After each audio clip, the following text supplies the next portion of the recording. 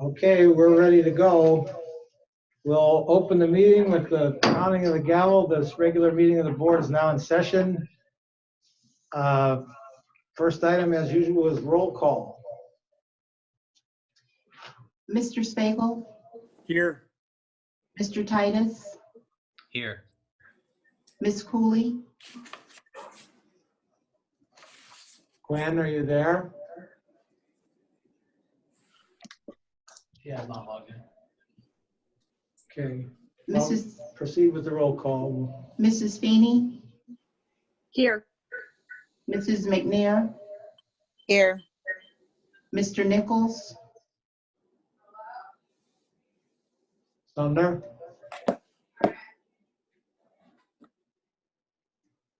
Ms. Pickens, Here. Okay, Ms. Sheridan, Here. Mr. Harkins. here. Can we get somebody to phone those two board members and maybe see if they're struggling? Who was it? It was Gwen and Sumner. Yeah, I have both their numbers. All right, if somebody could just call them or text them or. Otherwise, the next item is our Pledge of Allegiance, and it will be led tonight by Carliana Donmore, fifth grade student from Jefferson Elementary School. She'll be introduced by Mr. Jeffrey Bohm, the principal, followed by a moment of silence for Francis Rinderly, a retired custodian who passed away on March 24th, 2020. Mr. Bohm? Good evening. Good evening. Mr. Polito, Ms. Habersky, President Harkins, and the entire Erie Public Schools Board. My name is Jeffrey Bohm, and I am the principal at Jefferson Elementary. I am here on behalf of the 40 extraordinary teachers and the 22 amazing staff at Jefferson Elementary to introduce Carliana Donmore. Carliana is a fifth grade student in Mr. Viglione's class. She is the daughter of Fonda Campbell and the sister of Josania Lucas and Brianna Dunmore. Carliana enjoys her friends most about school, and her favorite subjects are science and math. Carliana is an above average student with all A's and B's her whole career at Jefferson. She was a kindergartner when I was reassigned to Jefferson 6 years ago, so this fifth grade class, including Carliana, is very special to me. Carliana enjoys dancing, soccer, baking, painting, and helping others when she's not at school. In the future, Carliana plans on becoming a doctor or a nurse, but this is not set in stone. Just yet, we never know. Ladies and gentlemen, I am pleased to introduce April's student pledge leader, Carliana Dunmore from Jefferson Elementary. Hello, Carliana. Can we ask you to stand with us and lead us in the Pledge of Allegiance? Whenever you're ready, Carliana. I pledge allegiance to the flag of the United States of America and to the republic for which it stands, one nation, under God, indivisible, for liberty and justice for all. Thank you, Carliana. We have a certificate of recognition to give to you. Oh, I'm sorry, we're going to have a moment of silence. We'll have our moment of silence.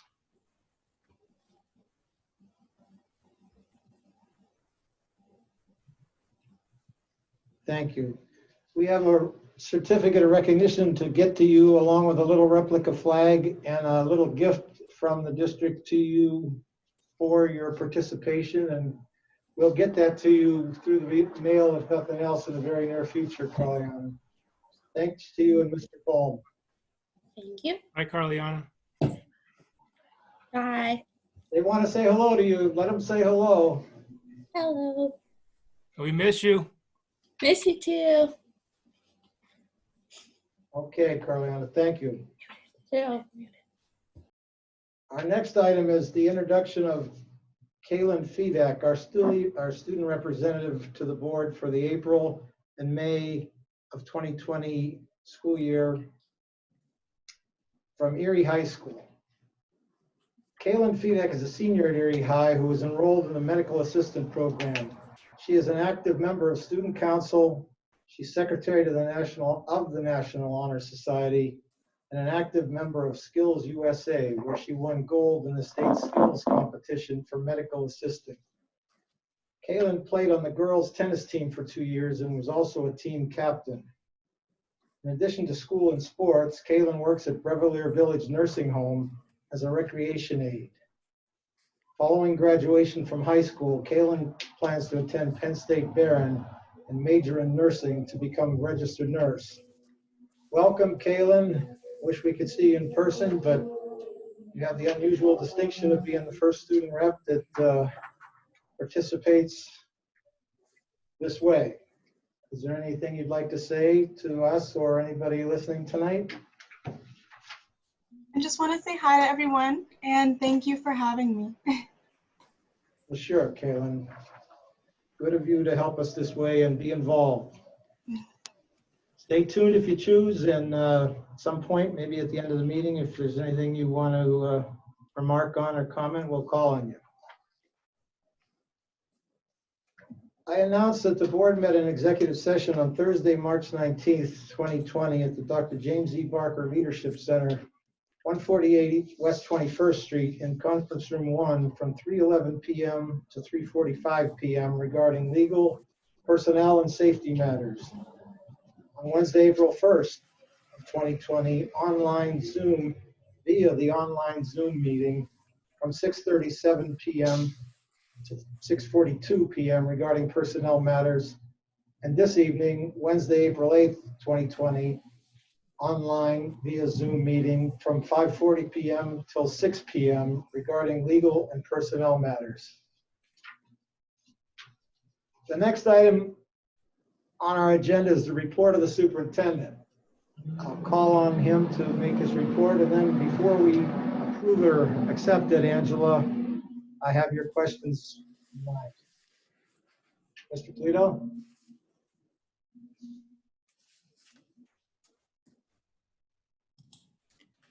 Thank you, Mr. President. First of all, I'd like to thank our entire EPS community for their patience, flexibility, and support over the last few weeks as we've all adapted to this ever-evolving COVID-19 crisis. As we saw during the fiscal crisis, when there's a need in this community, big or small, the people of our community step up to help. Governor Tom Wolf's March 30th announcement that all Pennsylvania schools will now remain closed indefinitely does not change our mission to deliver a quality education to each and every student. So with that in mind, beginning Monday, April 20th, Erie's Public Schools will begin delivery of mandatory planned online instruction. All students, kindergarten through 12th, will be required to participate in and complete assignments delivered by their teachers online. We know that many of our families do not have access to the internet or a device with which to access the internet. We are working with community partners to expand Wi-Fi access to reach as many students as possible, as quickly as possible. We are in the process of loaning Chromebooks to students who need them. If you have not already made a reservation for a Chromebook, or if you need internet access, call the district's Informational Technology Department at 874-6801. Department staff can be reached daily from 8 a.m. to 3 p.m. We have also developed separate dedicated web pages for public information regarding our district response and for staff resources, and are in the process of developing an online learning portal linked to our home web page that will help connect students to Google Classroom. The portal will include step-by-step instructions, answers to frequently asked questions, and parent and student resources, including video tutorials. Finally, I want to remind everyone that we all need to do our part to stop this pandemic. As Governor Wolf and Pennsylvania Health Secretary Dr. Rachel Levin tell us daily, our job right now is to stay calm, stay home, and stay safe. If you must leave home, please remember to wear a non-medical or homemade mask. And that concludes my report, Mr. President. Okay, before we approve or accept it, any board members have any questions or comments for the superintendent? Angela? Yeah, I have questions. I have a couple questions. One of which I've already asked, but I know that since we have a little bit more things figured out, one of the questions is about graduation and prom. I know I asked last meeting about graduation and prom, and I still have that question. I know there's a lot of unknowns, but a lot of parents are very concerned with it being April, and usually prom is at the beginning of May. So we obviously know that we don't have time to schedule that event at this current time, but my question would be, is there a potential reschedule date? You know, a lot of families are fine with it being rescheduled, obviously, but they don't want to be in limbo about if there's going to be a rescheduled date for the graduation ceremony. We know that students will still graduate, but they are looking forward to a ceremony. So that would be my first question. And then my second question would be about credit recovery. Some parents have shown some concern in regards to credit recovery. Those students who needed to do some extra online assignments or whatever the case may be in order to graduate, would like to know, you know, what is going to happen under the current circumstances about credit recovery. So I thought that was a really good question. And then also, I know you addressed the Chromebooks, and I know, Mr. Polito, I've been bugging you about these Chromebooks. I know that I previously had some suggestions and hoping that, you know, maybe there could be a more effective and efficient way of distributing these Chromebooks. I know that my teacher from Jefferson, and Jefferson's been doing a great job, not just because Mr. Bohm's on the line, but they emailed me, and they actually called me, and they texted me and asked me, did I have, you know, iPads and laptops at home? I know that other schools have done the same thing. I don't know if maybe teachers could start reaching out, you know, to make it a little bit more easier to find out who needs one, who doesn't need one. I know there's been community people that's been offering to volunteer to take them. So, you know, just maybe trying to figure it out, because one of the next questions was, you know, about the Chromebooks, like if they don't have them distributed by April 20th, what will be the case? I'm hoping that they will be distributed by April 20th, but if in any event that they weren't distributed by April 20th, you know, was there some type of plan in addressing this, since, you know, student assignments will be due at that point? Another question was grading. I know that you addressed this before, Mr. Polito, but I think that some parents just kind of recognize that, you know, that their students' work from March 2nd through the 13th will still count towards their grade. So just, you know, maybe discuss about grading and how we talked about the pass-fail scenario, or whatever scenario that you have currently in place as far as grading for the rest of the school year. Another question, and Mr. Boehm answered this question for me, ironically. A lot of parents ordered school pictures. And I know that, you know, that might not be the first thing that pops to mind when you're in the middle of a crisis, but, you know, parents still wanted their school pictures, and I know that the companies are responsible for the pictures. But, you know, if they can hear you address this, they wanted to know about yearbooks, pictures, and several parents have asked about their 8th grade trips. I know that students have paid for some trips, and they're asking about that as well. A lot of parents are asking about student items. You know, people still had things in their lockers or in the classrooms or things like that. You know, they never got a chance to go back and get their property. So I had families asking about their students' property. Would there be any way of collecting their property? And then also some students ordered clothing, like Spirit clothing, you know, at their respective schools. Is there a summer school option, or is that even anything we're going to worry about at this point? Because some people are asking me as well about summer school, and will their child have to attend? And if so, how is that going to work? Will that be online as well, or how will that instruction work if that happens? And then I think some parents are confused. Me personally, my children have the luxury of having their own iPad or computer, so it's not really an issue. But there are a lot of families that do not have any other electronic devices besides the one that we're giving per family. So some families have been asking, how is the Google Classroom going to work to where, you know, if they have 4 kids that are logging on to classrooms, you know, I didn't want to give them any answer. I would rather you answer that. I know that you log on to the Google Classroom and you look and they give you the instruction and then you just complete the assignment. But I think that, you know, as superintendent, you know, some people may need to hear you say exactly how it will work, because they're saying, like, how can my one child be logged on from 8:30 to 12:30 on this book when I got 3 other kids? So I don't think they quite understand how the Google Classroom is going to work.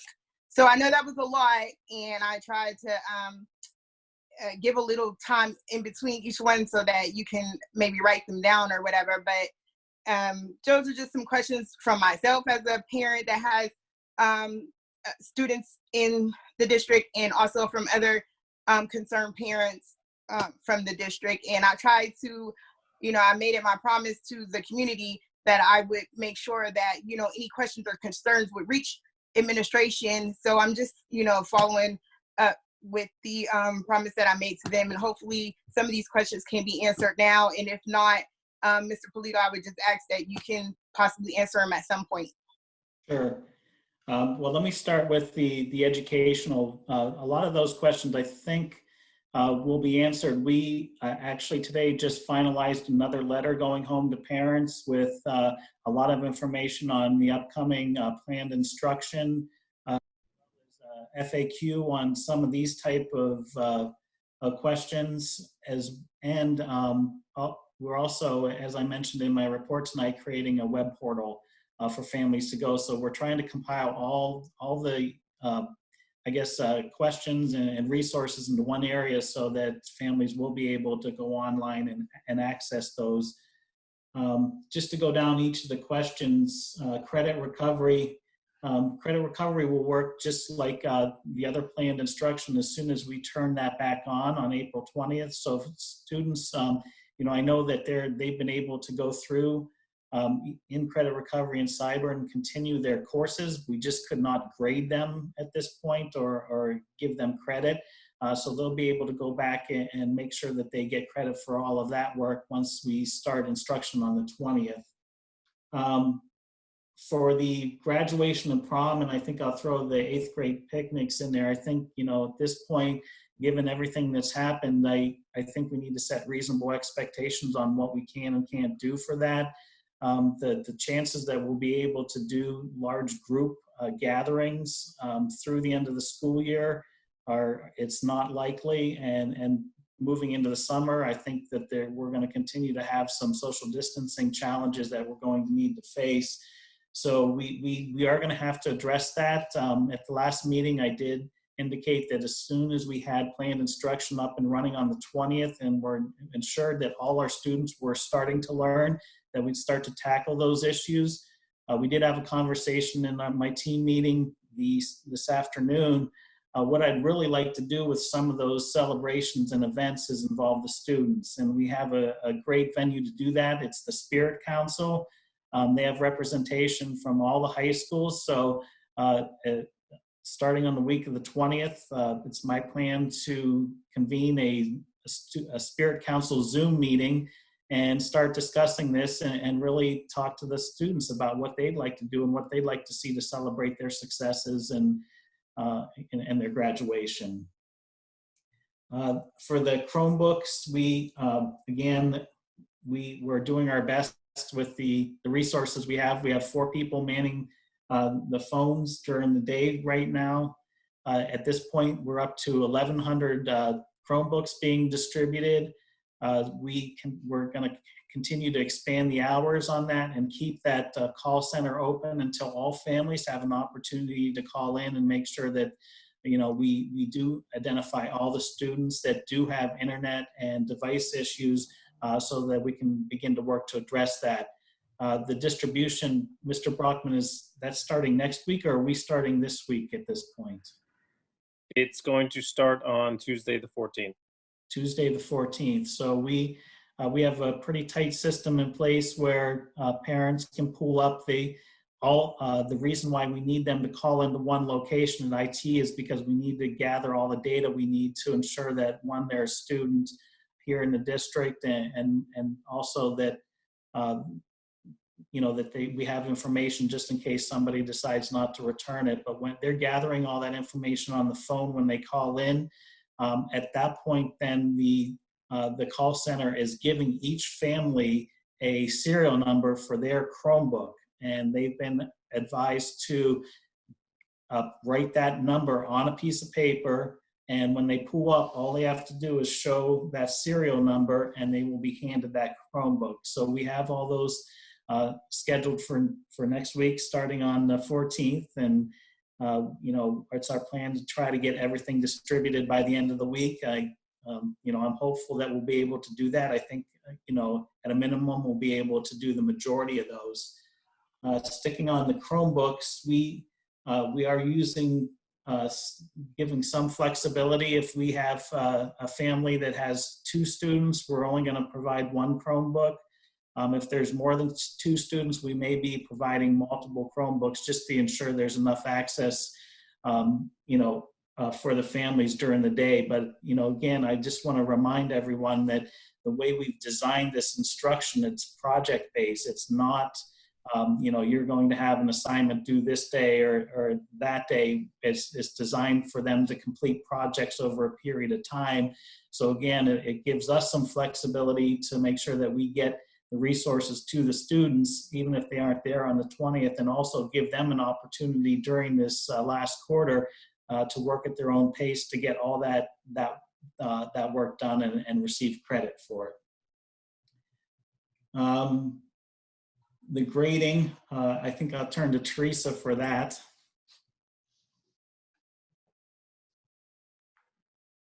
Let me unmute myself. A reminder, I'm just looking at my dates here, that missing work from March 2nd to March 13th won't count against students. So even if they don't hand it in or don't have the means to hand it in at that particular time, it won't count against them. Once they do get the Chromebooks and they can turn it in maybe next week, the grading window opens on the 20th, and that's still open to the 24th. So we do have a little bit more leeway in case they get their Chromebooks late. Any assignment that may have been due after the 13th will not count against students. Does that answer what the question, Angela? So I think that that probably answered some people's questions, because there was the concern about that March 2nd through 13th. And I know that you all have been relaying this message that it's project-based and things like that. But, some people, they don't hear about it. And then, they have, everybody has somebody telling them something different. So I just thought maybe just bringing it back up in the meeting again, because I'm continuing to be asked the same question over and over again. And then also they were concerned about like maybe the pass fail. And I remember asking that question last week. But I think more people have taken interest now that they know this is about to start. So now they're getting a little worried, like, how is that going to work? Like, as far as, the grading of the projects, because I don't even think they realized it was project-based, so I'm glad that he said that, because some people are thinking they got to sit at the computer all day. So just, I'm just trying to bring some clarity to the situation. Obviously I know, but I just want to make sure everybody else is clear, in hearing it from you all, as far as, are they going to be getting an A, a B? Is it, are they just going to, if they complete the projects to the best of their ability, will they pass?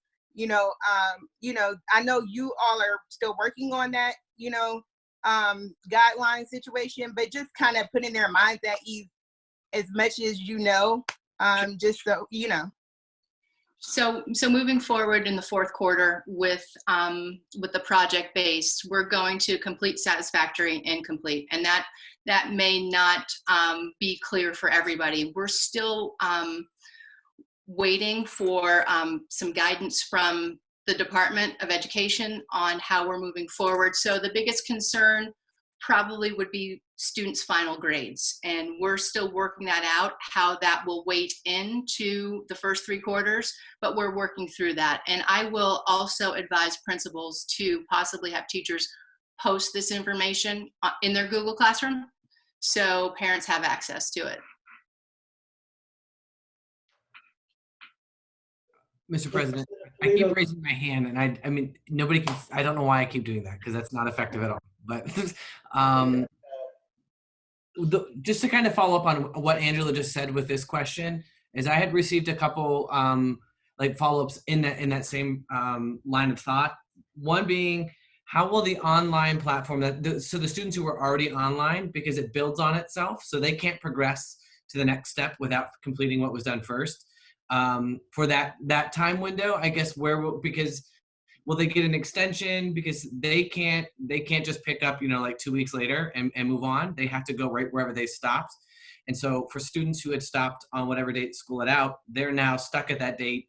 And they have to work all the way through that full 10-week or that, I'm sorry, that like 4-week span before they can pick up where they were left off.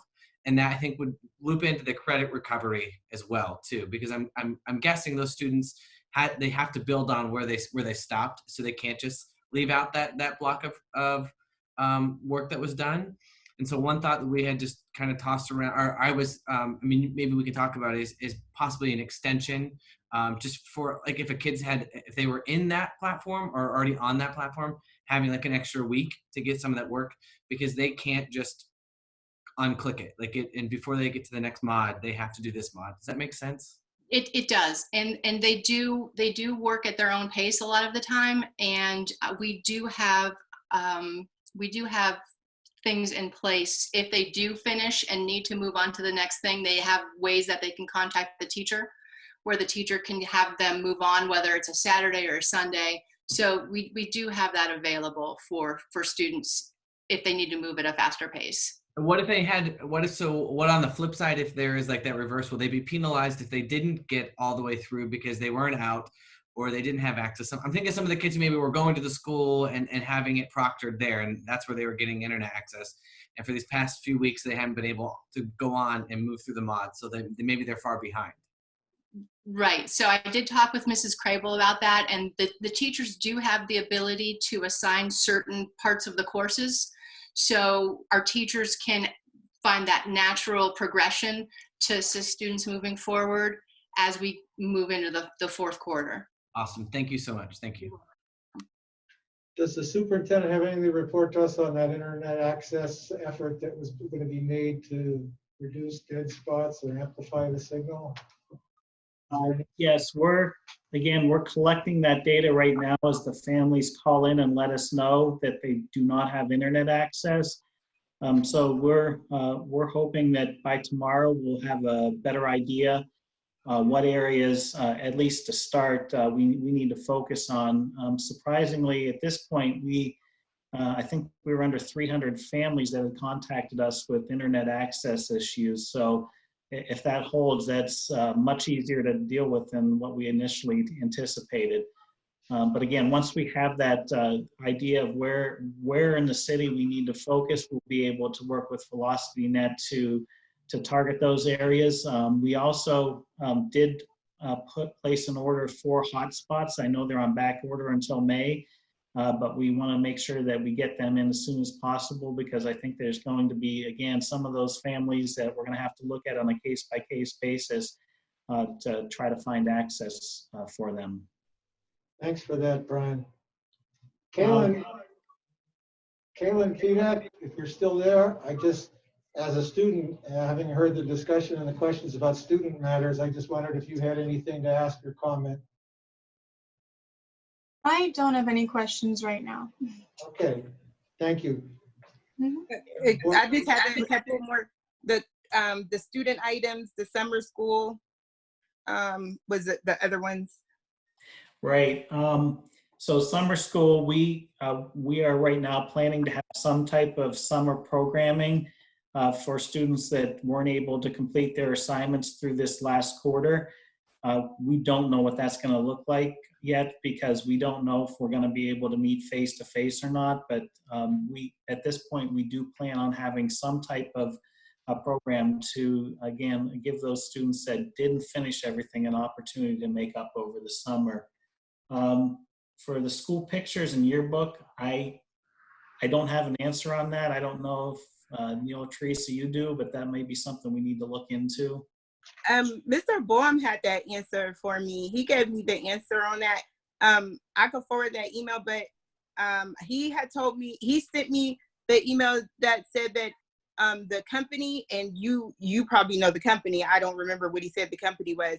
They sent an email that said that they due to COVID-19, they were behind in fulfilling orders, and there was a number that they sent him that if you want to cancel your order, you have that option, or you could just wait until they can fulfill your order. So Mr. Boehm had the information. If he could forward it to Mr. Polito, that would be great.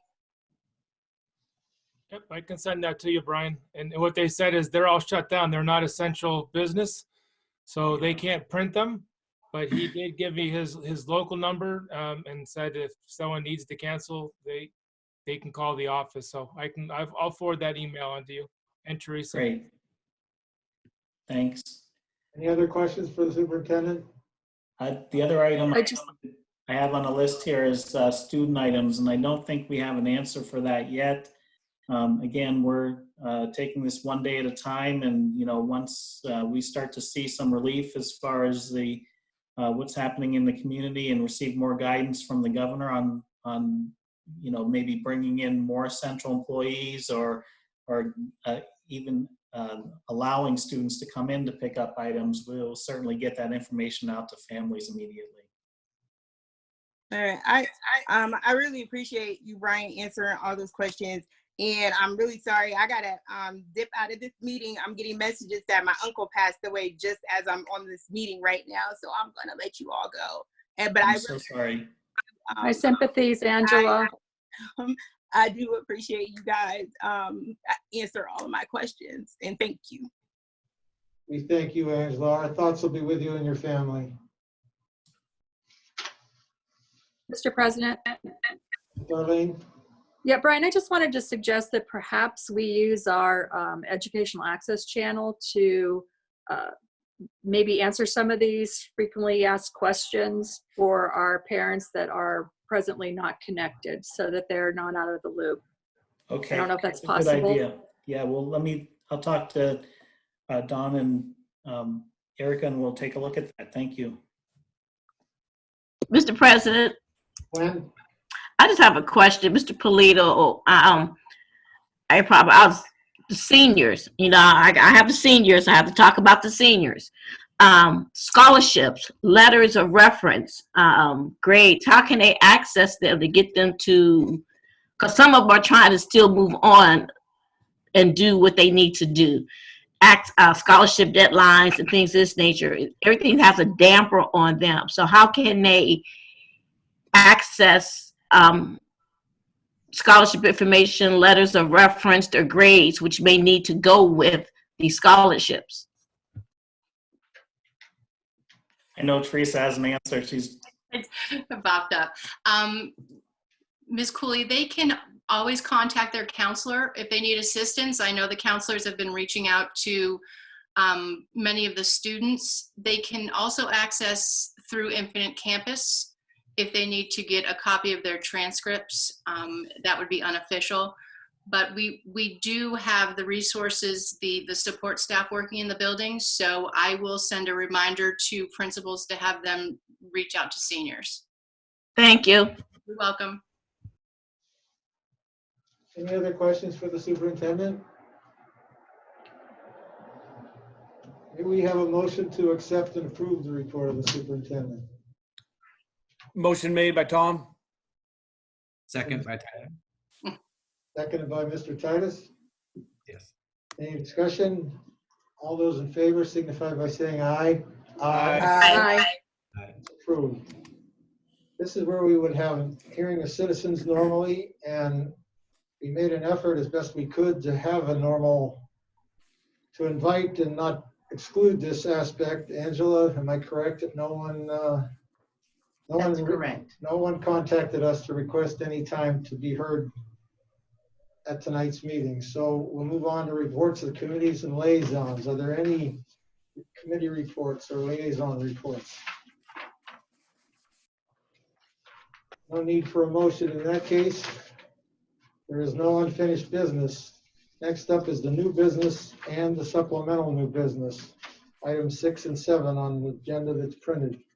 Can we have a motion before we have any discussion? Maybe have a motion to approve and adopt new business and supplemental. So moved. This is Darlene. Moved by Mrs. Feeney, Second by Tom. seconded by Mr. Spiegel. Discussion on any of the items involved. Yes, Mr. President. When? So all travel requested has been canceled, correct? I'm looking, Brian, do you know? That'll be under new business? Okay. Now, That's the cancellation of all the trips that were previously scheduled and approved. okay, my other question is, since there's been no school, and evidently we will not have school till next year, I'm looking at all these expulsions. What's the status of them? I believe that those were incidents that occurred prior to school being closed. They were, Brian. I read them. And they made agreements.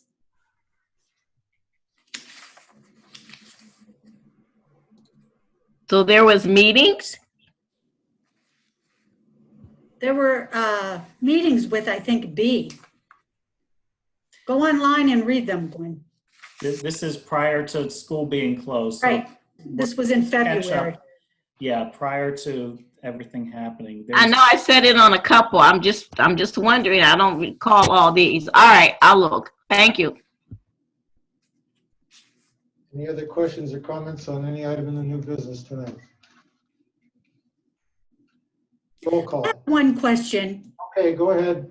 It's Rose. The gearing up section where they're getting paid session 2,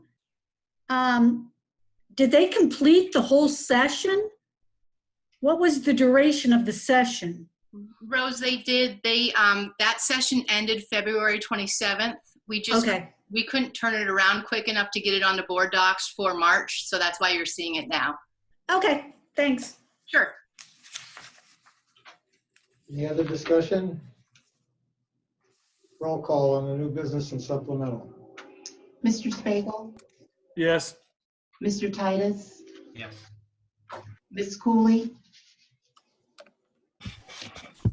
Ms. Cooley, Yes. Mrs. Feeney, Yes. Mr. Nichols, Yes.